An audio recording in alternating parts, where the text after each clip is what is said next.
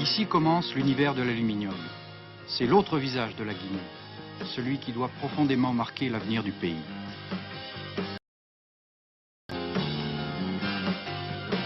À Kamsar, ce sont les plus grands trusts d'aluminium du monde occidental qui exploitent la bauxite.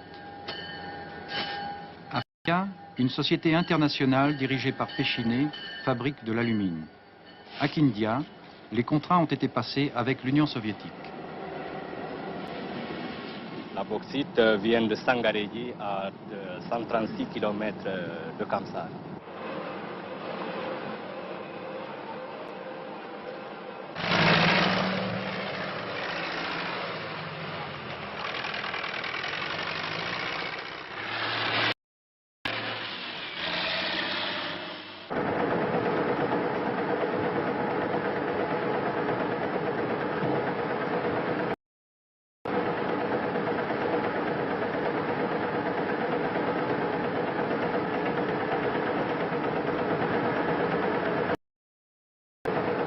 Dans toutes ces sociétés, l'État guinéen est présent. Il possède 49% des actions, touche 65% des bénéfices. Toutes les infrastructures lui appartiennent. Nous sommes apparemment loin de la bataille du riz et des étudiants à la campagne. Et pourtant, pour bien comprendre ce pays, il faut le voir avec ses deux visages, aussi importants l'un que l'autre.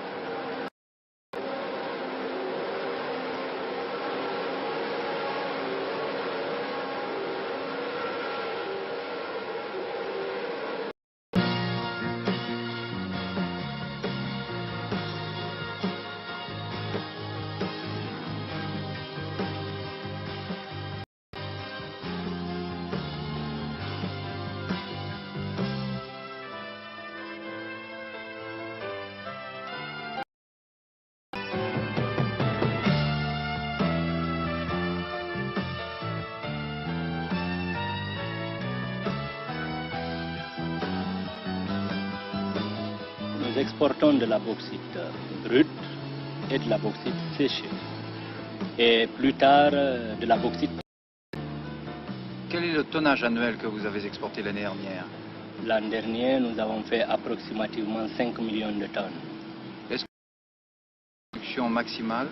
Nous n'avons pas encore atteint notre production maximale. Nous nous proposons de faire 9 millions de tonnes par an.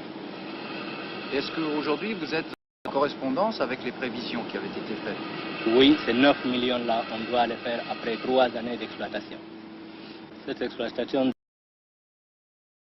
pour l'économie guinéenne, mais Kamsar n'est qu'une étape dans ce développement. Nous avons d'autres perspectives. Nous avons Kindia, nous avons la bauxite de Tougué, nous avons de la bauxite à Dabola. La bauxite guinéenne, particulièrement la bauxite de Sangaréji, est très importante parce qu'au point de vue teneur, c'est une des bauxites les plus riches dans le monde. C'est-à-dire quelle teneur? Nous avons à peu près ici 65% d'alumine récupérable et un pourcentage de silice très faible, moins de 1%, chose qui est rare dans le monde. Et quelle est la teneur habituelle d'autres bauxites? Disons, ça varie entre 45 et 50.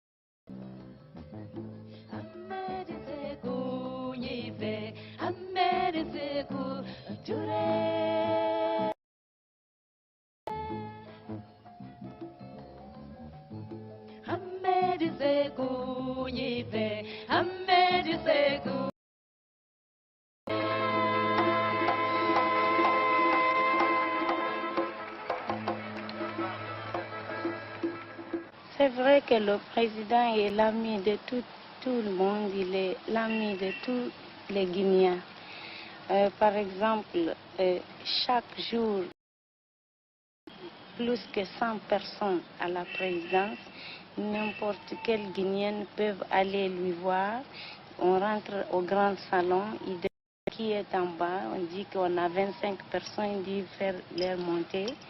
Il écoute tout le monde, il règle tous les petits problèmes pour tout le monde. Et aussi, il pratique ce qu'il prêche parce que c'est pas tout le monde en Afrique, surtout les chefs de l'État, vivent comme le président Sékou Touré. Ils vivent comme le peuple. Et quand ils disent au peuple il faut sacrifier, il commence par lui-même. L'homme que nous avons vu au sein de son peuple, n'est-ce pas, ce n'est pas un homme traqué. Dirigeant syndicaliste formé à l'école de la CGT, Ahmed Sékou Touré est en 1956 à la tête du gouvernement territorial de la Guinée, ainsi que député à l'Assemblée nationale française. Sa devise, d'abord africain. De Gaulle dira de lui en septembre 1958, « Voilà un homme avec qui nous ne nous entendrons jamais ».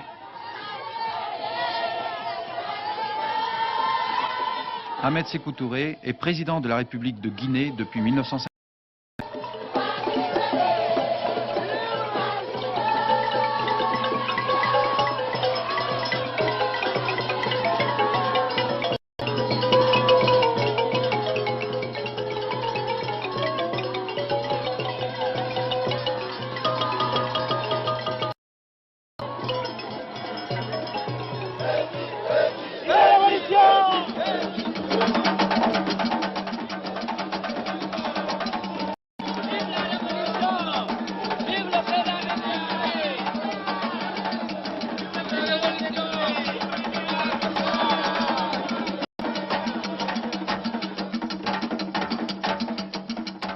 Hasta la victoria siempre.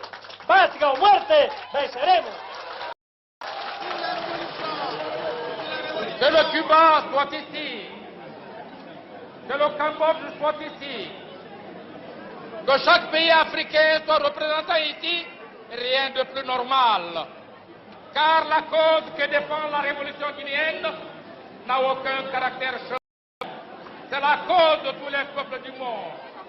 Tous dressés contre les fauteurs de guerre, tous dressés contre les forces de guerre, et tous exigeant une nouvelle société, une société démocratique, une société de responsabilité et de dignité. It doesn't matter where you come from in Africa. Ici, en Guinée, peu importe le pays d'Afrique d'où. Par exemple, notre ministre de l'Information est dahoméen. Un dahoméen est ministre en Guinée. Moi, je suis sud-africain. J'ai pourtant été chargé dernièrement d'aller prononcer, au nom de la Guinée, un discours devant l'Assemblée générale. Ce pays pratique ce qu'il prêche. On ne se contente pas de dire « vous êtes le bienvenu en Guinée », mais on le fait réellement. C'est une des raisons pour lesquelles nous restons en Guinée, malgré les problèmes que cela peut créer. La Guinée a réalisé... Nous travaillons à la création de la réalité nationale. Parce que tout de même, notre nom du 28 septembre, c'était un nom qu'il fallait concrétiser par la construction, par l'édification éclairée du président Ahmed Sékou Touré. La Guinée a pris soin d'éduquer idéologiquement, de former l'homme. Elle a sacrifié d'abord, si vous voulez, l'abondance factice et précaire, n'est-ce pas, que l'on ne réalise qu'en s'endettant. Elle a sacrifié cela pour former l'homme d'abord et s'orienter ensuite vers le bien-être proprement dit. Alors, évidemment, les bâtiments que nous voyons sont... Et si on s'en tient aux apparences, à ce moment-là, on peut porter un jugement qui n'est pas du tout en rapport avec la réalité profonde guinéenne. Pour la révolutionnaire que je crois être, déception et joie aboutissent à une seule chose, une analyse et une autocritique qui doivent permettre à l'homme de qualifier son action. En fait, tout n'est pas toujours réussi. Quels sont les problèmes sur lesquels vous êtes arrêté actuellement? Les problèmes sur lesquels nous sommes arrêtés actuellement se trouvent être des problèmes d'ordre matériel. Mais nous savons que nous trouverons la solution. De quoi avez-vous besoin, par exemple? Nous avions besoin de la tension révolutionnaire.